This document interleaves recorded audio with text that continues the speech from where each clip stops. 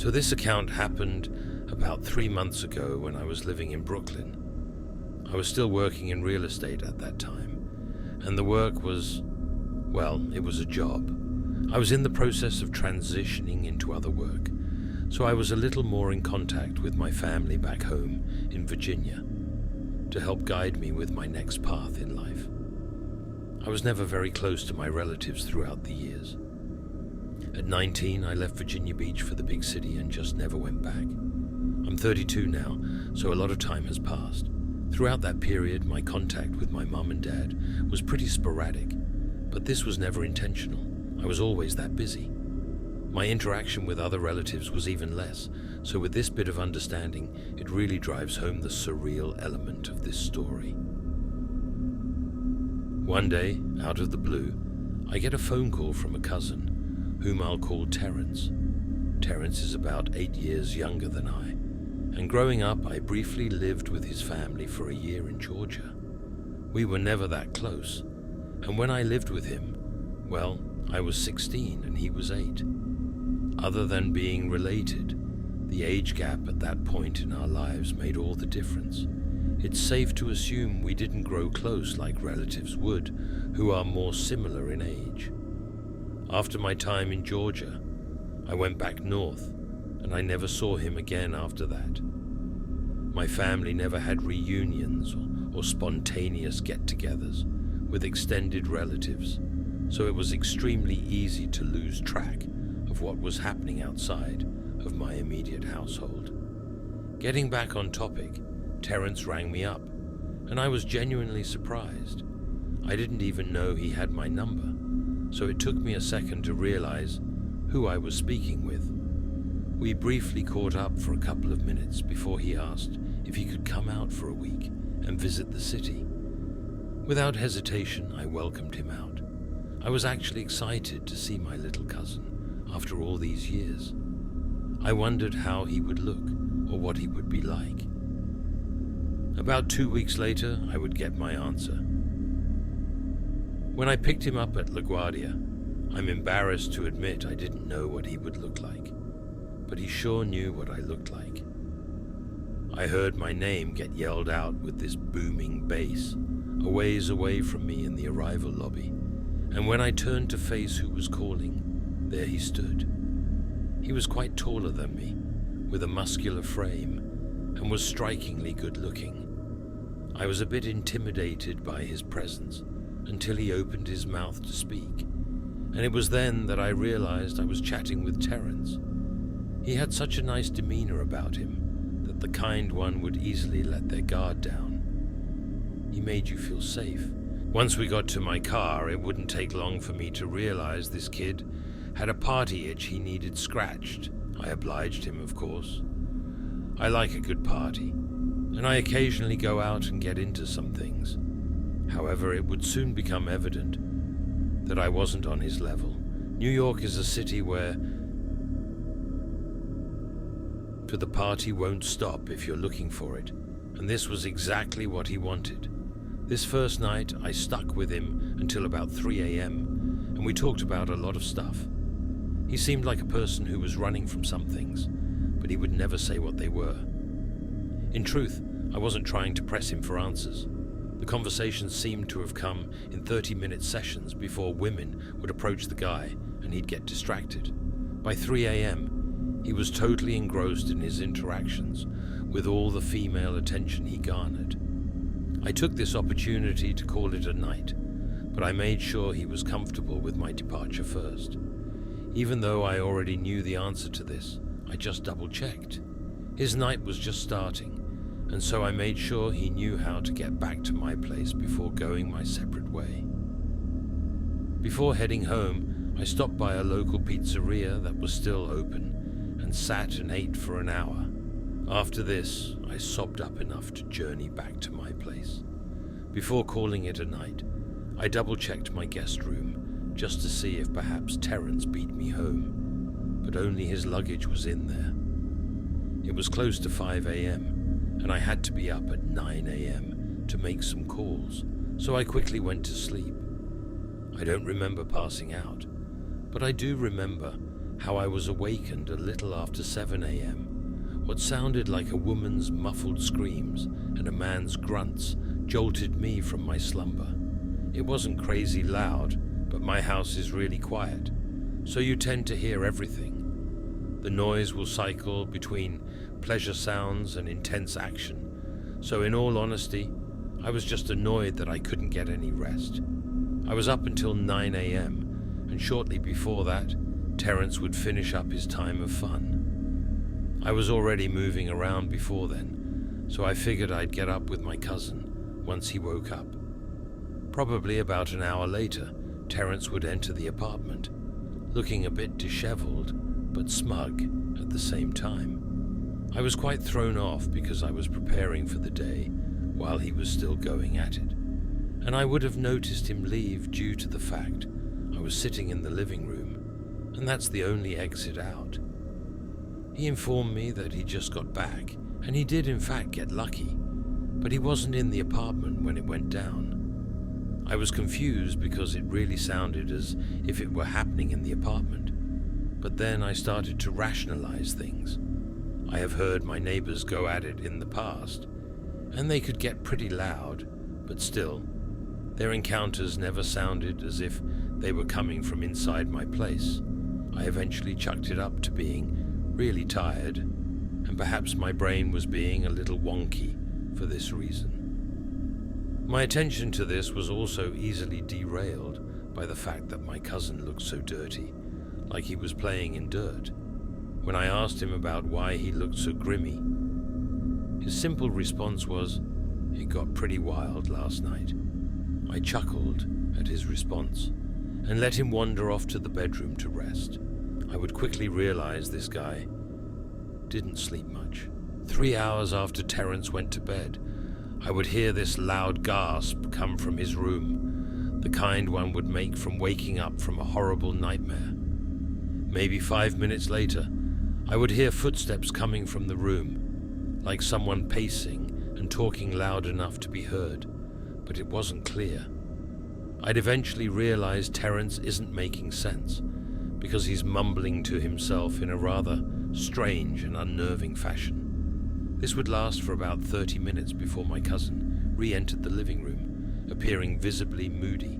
When I asked him if everything was okay, out of nowhere he got agitated and very defensive for seemingly no reason, and it was to the point that it made me a bit uncomfortable. However, shortly after unleashing his frightening, grumpier side, my cousin just as fast wields it back in with a sincere apology. One would think I would be creeped out by this point, and in hindsight I am. But in the moment, I was just a bit perplexed. I understood that at that time I didn't know my cousin, so everything was new. I had nothing to go off on to say that this is different from the norm. I just accepted that my cousin had some interesting behaviors and left an open mind about the information I'm downloading about him. Eventually his mood would pep up over my desire to go back out for another night out. The extreme shift from a fairly somber demeanor to an intensely happy one was pretty jarring for me, and it had me thinking he may be bipolar. Still, we ended up going out, and as usual, the girls would be all over him everywhere we went. I didn't stay out that long this night. I was home by midnight while my cousin kept going, and I went straight to the apartment and fell fast asleep. For the second night in a row, I've been awakened by sounds coming from inside my place. It's about 6 a.m., and it sounds like heavy thuds coming from the living room, like someone banging something on the floor. I'm instantly alarmed, for I think I'm being robbed. I keep a .38 on my nightstand. It's New York, you never know. I grabbed my gun and proceeded to confront whoever was in my living room. But when I opened my room door to a dark hallway, it fell eerily quiet. My heart was pounding out of my chest as I reached for the nearby light switch. I could feel the presence of someone nearby, within my targeted destination. And when I turned on the lights and rushed the living room with my gun drawn, I would only find my cousin sitting on the couch, staring at the wall in a dazed manner, completely unfazed by the scenario unfolding before him. Again, he looked like a mess, and after a brief moment, he noticed me standing there in a state of confusion. His blank expression would quickly turn into one that was troubled, but it was obvious that it wasn't over me. Something was bothering him, but he was in no mood to speak about it, and I was too bewildered to care at the moment. I was more concerned about what was happening a few moments ago with all the loud banging, but Terrence would claim he heard nothing of the sort. He would then say he's been sitting in the dark living room for about an hour, and that is all. Nothing was out of place. There were no signs of floor impact, and everything seemed to be in order. Now at this point, I'm starting to worry about myself. I was starting to think sleep depravity is creating all of these fictitious incidents, and I just need to get some rest. I got my cousin to go to bed, and I decided I'm going to get some quality sleep until noon. I managed to do so, and when I wake up I find some woman I've never met before sitting at the edge of my bed. She was beautiful, petite, and had a look of concern on her face as she strangely stared at me while I slept. I was immediately startled when I saw her, but my sudden jolt from my restful state didn't seem to bother her one bit. A few seconds later, Terrence would burst into my room and yell at the girl to get out. This would be the first time I would see the girl express another expression of past concern.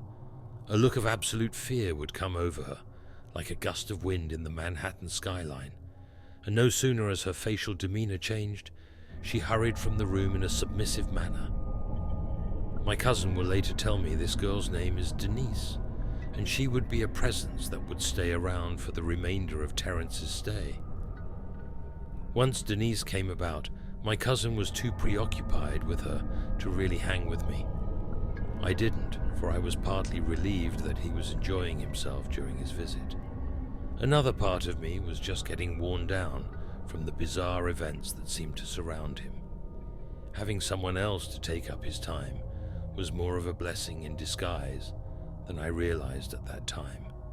But everything about Denise and Terrence felt off, like how Denise never spoke for herself, or did what she was told without question, and especially the fact that she seemed quite afraid of my cousin. It didn't help that Terrence's mood would always be irritable whenever she was around. Oh, but it gets worse.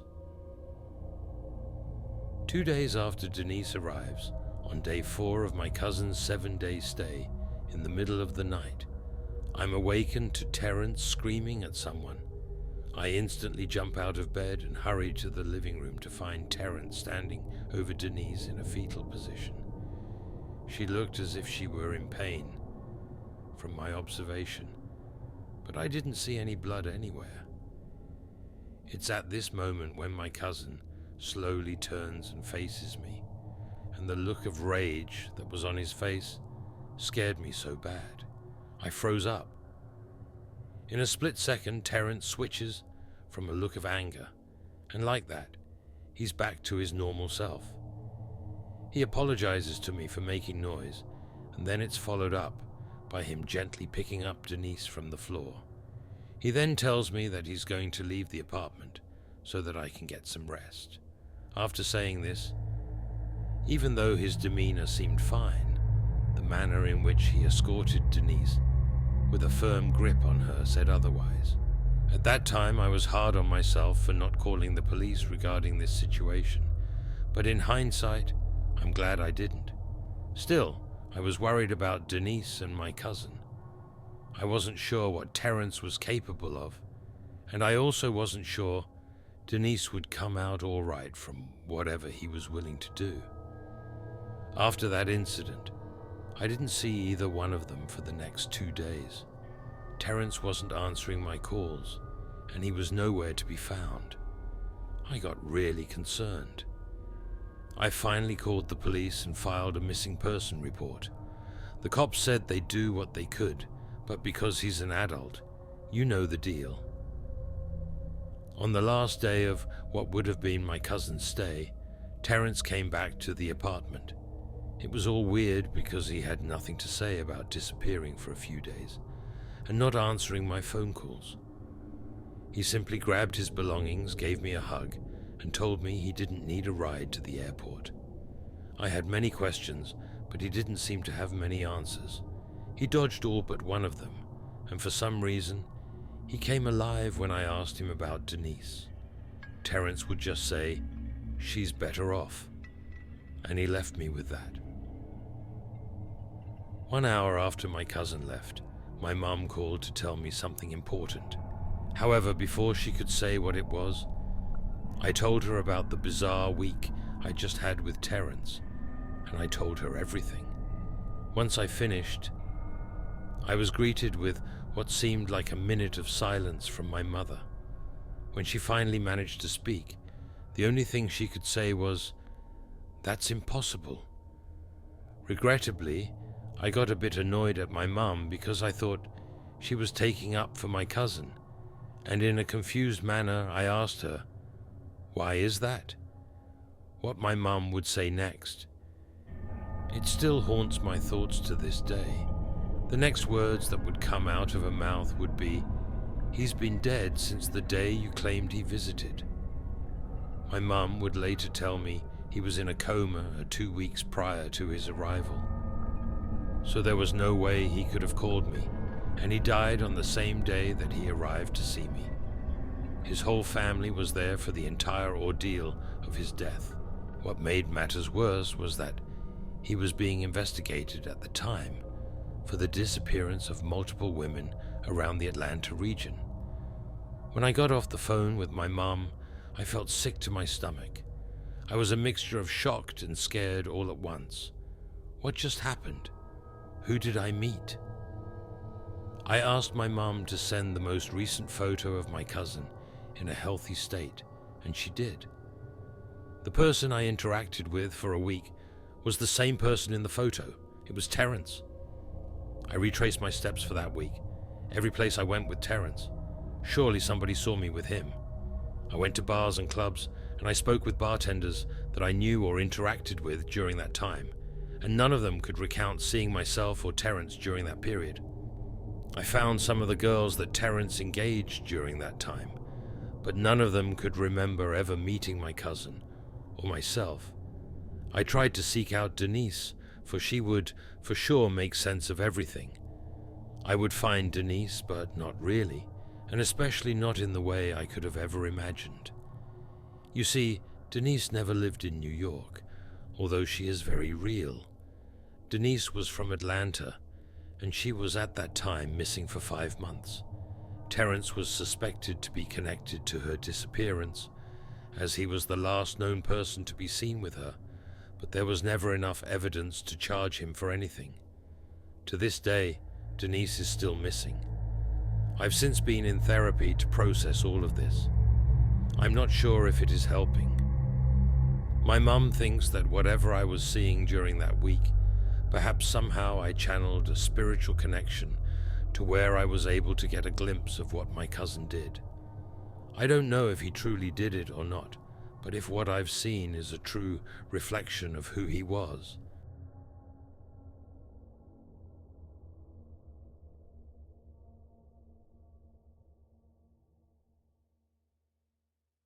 My 7th birthday was supposed to be the happiest day of my life. The backyard was a burst of color and laughter, with balloons and music bobbing in the early July breeze. The sweet scent of cake and ice cream mingled with the smell of freshly cut grass. I remember running towards the swings when I noticed something odd. Behind the fence, partially hidden by the shadows of the trees, stood a tall man. He was wearing a wide-brimmed hat that obscured his face, but I could feel his eyes boring into me. My stomach churned with an inexplicable dread. I glanced back a few times, and each time the man seemed a little closer, as if he were inching forward whenever I wasn't looking. Suddenly, I heard a noise behind me, a rustling sound followed by a blood-curdling scream. I turned around just in time to see the man grabbing my best friend, Emily. Her terrified scream was abruptly cut short as he yanked her through a gap in the fence, Chaos erupted as parents and kids scrambled to understand what had just happened, their joyful cries turning into horrified, helpless shouts. The ensuing search for Emily was intense. The police never found all of her remains. A week after Emily's disappearance, some neighborhood boys fishing in the McKee River stumbled upon her left foot, which had been gnawed to the bone by the local marine life.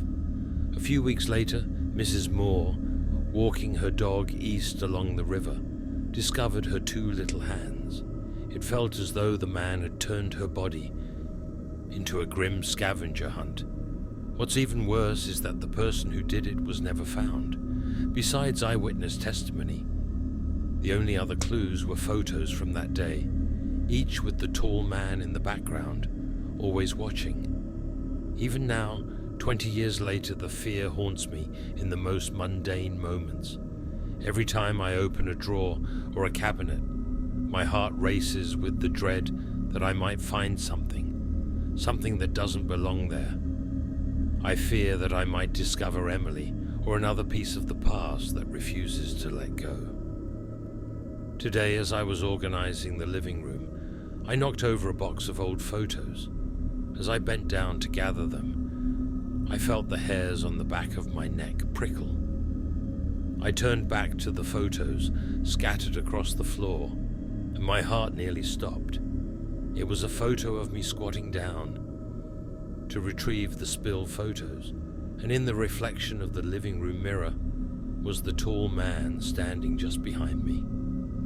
I am locked in the downstairs bathroom now. The cold tiles press against my back as I try to quiet my breathing, my mind racing with panic and disbelief. He's back, and I fear I will not make it out of this alive. I can hear the soft creaking of the floorboards outside the door, a slow, deliberate sound that sends a chill down my spine. Every instinct screams at me to hide, but there is nowhere to go. I think of Emily, of her laughter that day, and the horror that followed, and I know I have to act for me and her. With trembling hands, I search the small bathroom for anything I can use as a weapon. My fingers close around a heavy porcelain lid from the toilet tank. I know it's not much, but it's something. I force myself to breathe to steady my shaking hands, and I grip the lid tightly, ready to defend myself. I may not be able to outrun the shadow of my past, but I refuse to let it consume me without a fight.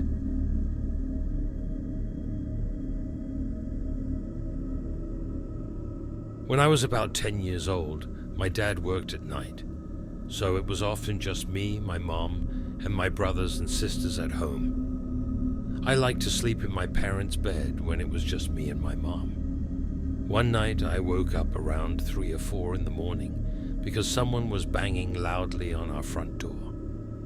Our house has a hallway that leads to the bedrooms. The kitchen is next to the front door, so you can almost see the whole door from inside. I was really scared to get out of bed. I wasn't sure if it was real, so I pinched myself. It was strange because someone was knocking very hard on the door. It sounded like they wanted us to open it right away. After about a minute, I got up and slowly walked to the door. The knocking didn't stop. I was going to wake up my mum, but first I wanted to see who was there. So I went into the kitchen. I had to crawl so the person outside couldn't see me. I looked out the window. I saw a tall man wearing all black clothes. When I moved, he looked out the window. I knew he could see me, but I turned away. I was so scared that I couldn't move. I started to scream and cry. My mum came running and asked what was wrong. I told her about the man. The man was gone when my mum came. I still wonder why he was knocking on our door, and what would have happened if he came inside.